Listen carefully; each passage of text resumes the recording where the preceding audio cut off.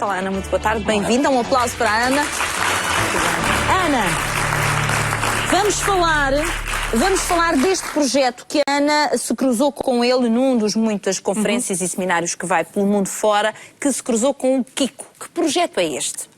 O Kiko é um projeto do Conselho Europeu que visa informar as crianças, nomeadamente as pequeninas, e ajudar também os pais de uma forma muito simples a ensinar as crianças a não deixarem mexer nas suas partes íntimas. No fundo, alertá-las para os abusos, não falando em abusos, não é? Exatamente. Eu cruzei-me com este projeto em Madrid em 2012. Infelizmente ainda não havia em Portugal e trouxe o material que havia disponível, trouxe-o para Portugal e comecei a divulgar em escolas e em comissões. Entretanto, com alguns médicos conseguimos que fosse o projeto andando para a frente, porque eu, apesar de me ter voluntariado para traduzir o material para português, porque o Conselho Europeu, o site, penso que depois vai passar em rodapé, do Conselho Europeu não havia tradução para português, mas não me era possível ser eu a fazer, tinha que ser através dos órgãos estatutários de Portugal. E então, através da Ordem dos Médicos, portanto, foi tudo pessoas anónimas que conseguiram que então o projeto conseguisse vir para Portugal e conseguirmos ter no Conselho Europeu também já o material traduzido em português. Quando falamos de abusos, em Portugal, há uma percentagem já das crianças que são abusadas? O Conselho Europeu prevê que no mínimo uma em cada 5 crianças... uma em cada 5 crianças são abusadas sexualmente. O que significa que 20% das pessoas que estão aqui, em estatística, foram abusadas na infância. E isso muitas vezes só se vem a saber muito mais tarde, porque exatamente não há, as crianças não foram ensinadas a partilhar, no fundo, para pôr esta informação cá para fora em tempo útil. Exatamente. E mais, como geralmente é dentro do seio familiar, ou com pessoas que os familiares têm grande confiança, a criança desenvolve uma relação de confiança com o abusador, ou a abusadora, quando falamos de abusador é do género masculino ou feminino, e só muito mais tarde, quando começam a ter determinados problemas emocionais na vida adulta, a partir dos 30 e tal, é que as pessoas vêm para a terapia ou ao médico e vêm relatar que foram abusadas na infância. Como é que se consegue, Ana, explicar a uma criança pequenina o que é isto do abuso e como é que ela se pode defender? Em primeiro lugar, os pais não devem fazer alarme. Portanto, também o nosso objetivo aqui hoje, por um lado, é consciencializar os pais de que 1/5 das nossas crianças são abusadas sexualmente no nosso país, mas, por outro lado, que os pais também não dramatizem. Tá? É muito importante não dramatizarem. É diferente explicar a uma criança que não deve deixar ser tocada de uma forma simples, a brincar, de uma forma natural, e de outra em que eu chego, ai, não deixes mexer nas tuas partes íntimas. Isso assusta muito a criança.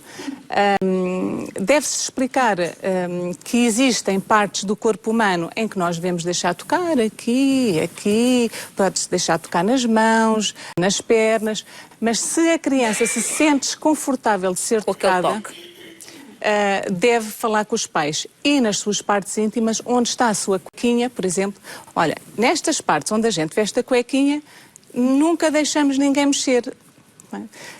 Porque a cuequinha é só tua. Nem a mãe, nem o pai, se nós ajudamos quando eles são pequeninos, não é? Mas incentivamos a própria criança a começar a ser ela a vestir-se, a ser ela a tomar o seu banhinho.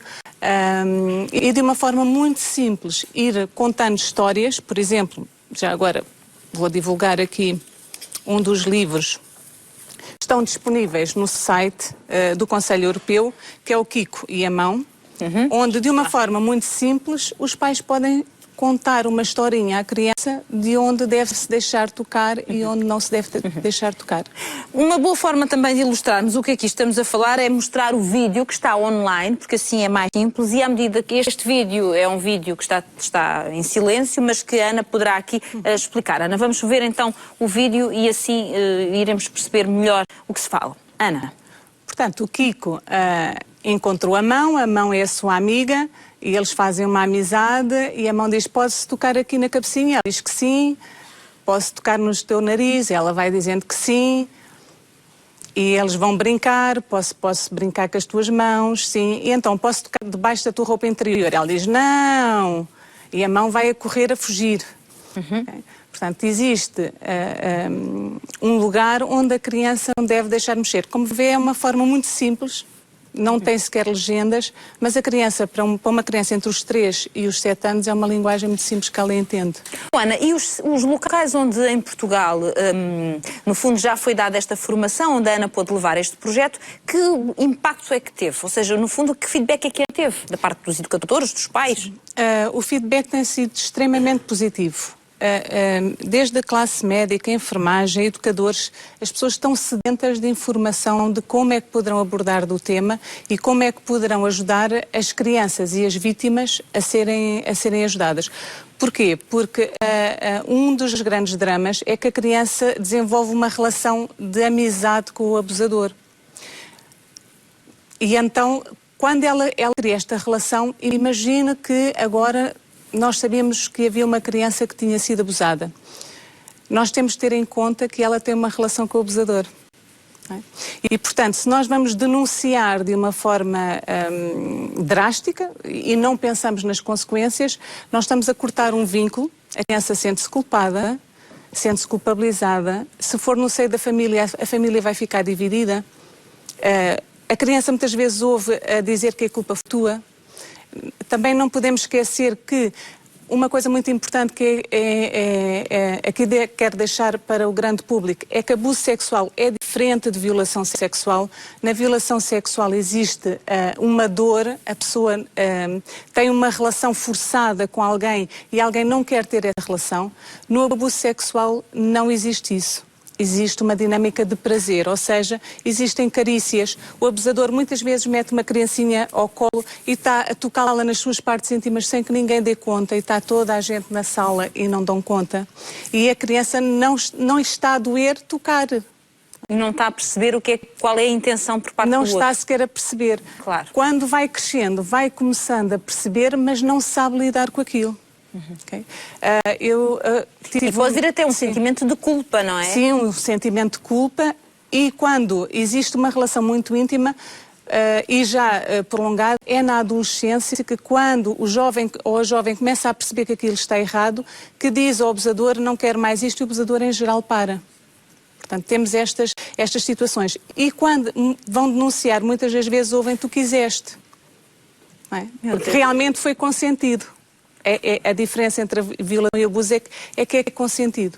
Aquilo que eu aconselho é que os pais conversem com os filhos, mantenham uma relação de confiança para que os filhos possam falar com os pais ou com os educadores, porque o abusador sexual escolhe vítimas que não vão falar. Okay?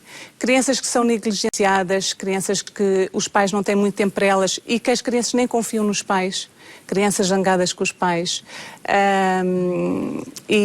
Portanto, estas são as crianças mais vulneráveis. São verdadeiros predadores, porque estudam bem as suas vítimas. Exatamente, não é? Eles seduzem a vítima. Começam por tocar, por abraçar, começam por oferecer alguma coisa, dar miminhos, começam por dizer algo do género, os teus pais zangaram-se contigo, mas eu nunca me vou zangar, eu compreendo, realmente os teus pais não têm razão de estarem zangados contigo. Vão realmente seduzindo a vítima até que ela não tenha estratégias sequer de defesa. E por isso os pais devem estar alertas para esta situação.